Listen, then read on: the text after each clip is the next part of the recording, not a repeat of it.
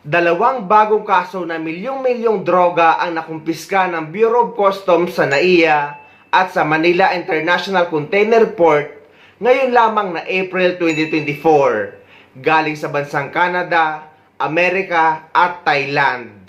At ang mga consignee nito o ang mga tatanggap ay mahaharap lang sa mga kaso. Listadong nakatago sa 70 vape pen ang mahigit 2 milyong pisong halaga ng kush at cannabis oil. Nasamsam yan sa NAIA. Nakatutok si John Consulta. Nang isa lang sa K9 inspection ang isa sa 5 inabandonang inbound parcel sa NAIA nitong April 26, biglang umupo ang K9 o police dog. Indikasyon na may naamoy itong droga. Idineklarang car seat cover, customized coffee mugs at libro ang mga laman nito. Pero nang buksan ang mga parcel, tumambad ang mga illegal na droga na kush at cannabis oil na itinago sa 70 vape pens.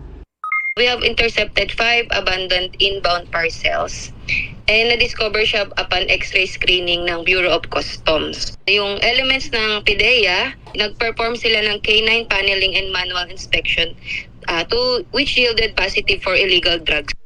Ayon sa PDEA NCR, nagkakahalaga ng mahigit 2 milyong piso ang mga nasabat na illegal na droga mula sa US at Canada. Patuloy ang follow-up operation sa mga consignee ng mga naturang kontrabando.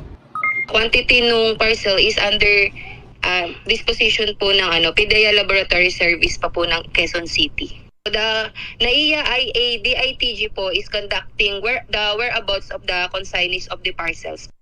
Aabot sa halos 30 milyong pisong halaga ng dried marijuana o kush ang naharang ng Bureau of Customs sa Manila International Container Port.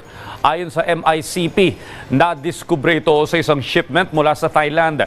Aabot sa mahigit 70 ang kahon na naglalaman ng kontrabando na unang idiniklara bilang mga household item, sapatos at motor parts na dumating sa MICP noong April 12. Ayon kay Customs Commissioner Bien Rubio, hindi na bago ang ganitong modus kung saan ang mga illegal na droga ay ipinapadala sa Pilipinas sa pamamagitan ng balikbayan boxes.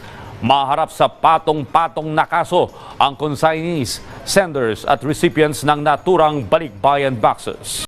Samantala sa ibang bansa, 4 na buwan pa lang ang nakakalipas, 2 kababayan natin Pilipino ang binitay sa ibang bansa dahil din sa droga. Ngunit biktima lamang sila ng drug trafficking na mga nag-aalok ng malaking pera para dalhin ang package papunta sa ibang bansa. Pero hindi alam ng mga kababayan natin na droga pala ang laman at sila ang naparusahan ng parusang kamatayan. Binitay sa China ang 2 Pilipinong na-convict doon dahil sa kaso ng drug trafficking. Ayon sa Department of Foreign Affairs, nangyari ito noong November 24. Ayon sa DFA, 2013 na aresto ang 2 matapos makunan ng 11 kilo ng shabu na nakatago raw sa DVD player pagdating nila sa China. 2016 sila nasentensyahan. Ilang beses daw sinubukang umapela ng DFA pero hindi na pagbigyan ng Chinese government. Kamakailan daw ay sinamahan nila ang pamilya ng 2 Pilipino para sa compassionate visit sa Guangzhou. Hiniling ng pamilya ng 2 na itago ang kanilang pagkakakilanlan. Nagpaalala ang DFA sa mga babiyahe abroad maging mapagbantay sa modus ng mga drug syndicate sa pagre-recruit ng mga traveler bilang drug mule. Huwag ding magbitbit ng package o bagahe na hindi ikaw ang nag-impake o kaya'y hindi nasuri. Batay sa tala ng DFA, may 72 Filipino death penalty cases sa China.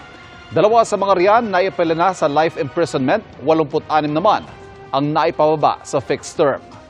May 2 pang nakabinbin na death penalty cases na sasailalim pa sa final review o appeal. Hanggat walang mahigpit na batas ang Pilipinas laban sa droga, ay paulit-ulit tayong makakakita ng ganitong eksena na milyong-milyon or bilyong droga ang binabagsak sa bansang Pilipinas na madalas ay ginagamit pa ang mga balikbayan box ng mga OFW. Samantala sa ibang bansa, kahit gramo lang ang mahulihan sa'yo, ay parusang kamatayan or death penalty ang kakaharapin mo.